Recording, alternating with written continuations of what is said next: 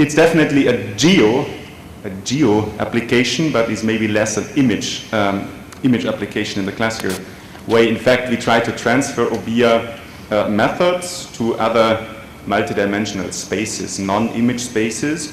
And in this case, it's a climate change impact as a kind of a high abstract phenomenon that we try to mimic with a certain set of indicators, as we could do it with other phenomena, like, for example, we have mentioned it in the previous session, socioeconomic vulnerability and similar phenomena. All right, I think you're all aware of that, okay, climate change takes place, we assume that, and that the Sahel zone, you know, this kind of, yeah, I think you know where it is. The countries belonging to the Sahel zone are definitely mostly affected. They are considered the ground zero for climate change impact and global climate change impact. So it will definitely, and it already does affect livelihoods, biodiversity, food security, but also regional stability in that area. And we think the problem is that climate change impact there will cause, or will be caused, and will be reinforced by a combination of multiple stresses. And that makes, as it says here, the Sahel zone to one of the most vulnerable regions, and therefore they use the term ground zero for global climate change.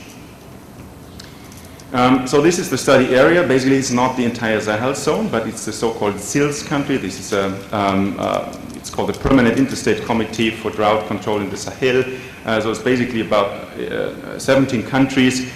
So in the western, or the central and western part of the Sahel zone, as you see here depicted in this area. The methodology is as follows, and we will follow the following objectives. We would like to delineate units which have some common characteristics in terms of climate change impact. So just using, like I said, GEOBIA, not GEOBIA techniques, not to delineate image objects or image segments and then objects with a homogeneous spectral behavior, but in this case a homogeneous behavior in terms of this kind of higher complex or abstract phenomenon. The units should be independent from any administrative boundaries, because of course it's a transboundary effect. The evaluation and visualization of climate change hotspots should be possible, and should also be should be something tangible in the end. And we're using a regionalization technique or kind of an approach that we developed exactly for these problems. So this is basically the workflow, and we'll go through that, and I'll show you how it works. A short excursus to the GEON concept. So this is something we have introduced. It's a term we have introduced. And okay, there's some publication, and we're also working on a recent one where we try to demonstrate the concept in several application domains.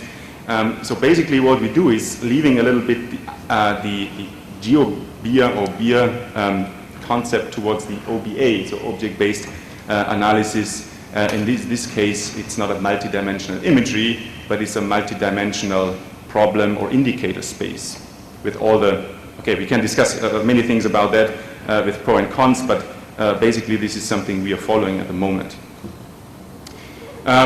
So these are GEONs we are talking about GEONs on a second level of abstraction.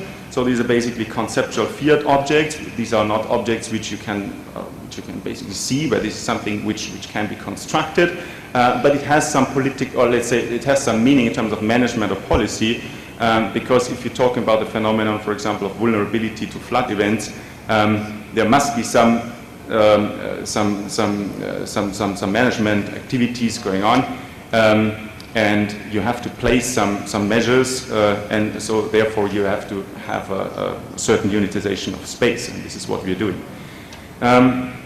So basically what we do is we have a series of indicators which are used for approximating this problem, and it could be 3 different indicators, it could be 4, but it could be also, I don't know, 10, 20. Which are usually considered as critical for this very problem. And then we try to integrate these, like I said, is just using these techniques. And then we try to bring this into areas. And then you see here you have the, like the geons, which form units that are independent, of course, from administrative units. So what are the indicators we were using? The whole thing, the whole study has been done in a larger study, and I would invite you to read that report. It's a study carried out by the United Nations Environmental Program on livelihood security in the Sahel. And they were looking for the climate change impacts in this area, and they had the idea to visualize certain indicators, that definitely physical indicators for climate change impact or climate change trends that definitely are en vogue in this domain. But then in the end they had the idea, okay, what are the cumulative effects of these? How can we visualize that? How can we map that? And then they came across, or we came together somehow, and we said, okay, we have basically a method, and we would try that, and that ended up in that report then in the end. So we used temperature, precipitation, vegetation health as an indicator for drought and flood events, and then we had a series of other data sets. And okay, I'm not going into detail where we got these data from, but these are all globally available data, so basically data for free, with all the problems attached of the long time series and gaps and so on. But basically these data are there, and you can use it for the entire area, which is a huge area. And then we were considering, potentially, of course, you could also weigh between the importance of such indicators, but in this case, okay, we left it at an equal weighting. But you can imagine, okay, you can weigh these differently. So this is basically the first step. I said in this case we applied the equal weighting.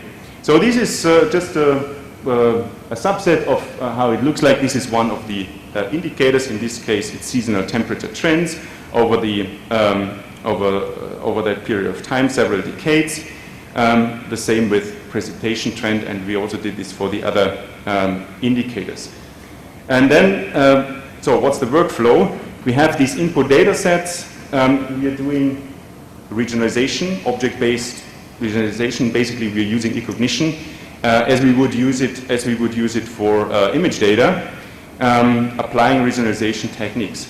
And the advantage is basically that you, of course, you could say I do the simple raster overlay, but you will introduce already the concept of units. So forcing the system basically to delineate homogeneous units. Whereas, of course, you have the problem that these indicators not necessarily correlate. So it's a little tricky conceptually, let's say, or methodologically, but at least this is something we research on. Okay, these are different parameters. I think I'm not going into that at the moment. And then what we calculate in the end is a kind of hotspot intensity surface. So that means you have these regions of homogeneous impact, or homogeneous impact, let's say that. And then, of course, you can figure out areas or objects, basically, which have the highest values.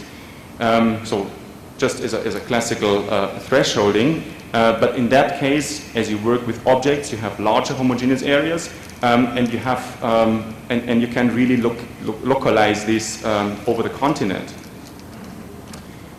The whole thing is expert based, because the question was, okay, how many hotspots we want to derive? Are we going to derive 20 hotspots or maybe 2 hotspots? And this was, everything was kind of discussed and evaluated through the UNEP group, but also the local stakeholders there. So they had workshops, meetings, everything, to go through that process, because of course it's something also a little bit sensitive in that area, especially if you derive hotspots where there maybe is none. Yeah? So the thresholding was set through expert knowledge. So this is how the regionalization mask looks like. These are the units basically where we derived these hotspots from. So this we would call a geon set. according to this GEON concept. So this is the result, basically. These are 19 climate hotspots in this area. And the nice thing is that if you have these hotspots or these larger objects which considered as the highest, or objects of the highest, areas of the highest cumulative impact of climate change, then you can also look at the, let's say, the contribution of the different indicators. In this case, we did it with several indicators, but it was most intuitive to reduce it to the 4 key indicators, because that can be nicely communicated if you look, can be nicely communicated. If you look, for example, at this hotspot number 7, you see the contribution of the specific indicators. So in this case, the main driver or the main problem is drought. Yeah, and in other cases, the main problem may be flood, or the other, and so on. And based on this map, they are now going into further analysis and trying to come up with mitigation and coping measures. In addition, we also analyzed the population dynamics and we overlaid this. So this is more classical GIS work, but just to mention that. Okay, to conclude, 5 minutes, thank you. So definitely this, we are working, or we try to use this methodology to answer policy relevant, or to provide policy relevant information in cases where policy looks at phenomena which are basically not measurable and which are approximated by indicators. But rather than having a series of indicators and 20 maps, yeah, and then the decision maker is, okay, what should I do with that? We try to integrate that in that specific way, and we did this successfully for other phenomena as well. Hotspot analysis, that's an add-on to that. So basically we can, as I said before, we can derive these hotspots by introducing a threshold, but then also try to visualize the contribution of the single indicators. And that, of course, is changing if you use different weighting and so on. So this is a high potential for future hotspot assessment, and as I said, the study is ongoing. Why OBIA? Yeah, in comparison to, let's say, classical overlay techniques, I think I mentioned that in the beginning already, is that you force the system immediately to work with, let's say, regional or regions, units, instead of single pixels that would then clutter around and maybe not form a specific pattern. Of course, what are the challenges? I mean, these units are not very, very difficult to validate these products. Of course, you can go there and say, okay, yeah, intellectually, it's you're right. I mean, this is really a hot spot. This is really a hot area because of this or that. But you cannot go out to the field and say, okay, the boundary is correctly drawn. But as I said also in the beginning, just before, these hotspots have been undergone a thorough evaluation process, and some of these, some of them also have been, you know, not taken further into account. But it's definitely a very good indication where, and also a communication means, I would say, where these cumulative effects of climate change would happen. Thank you very much, and this is the report. If you're interested, I also brought a copy. I can give maybe one to Impe. Thank you very much.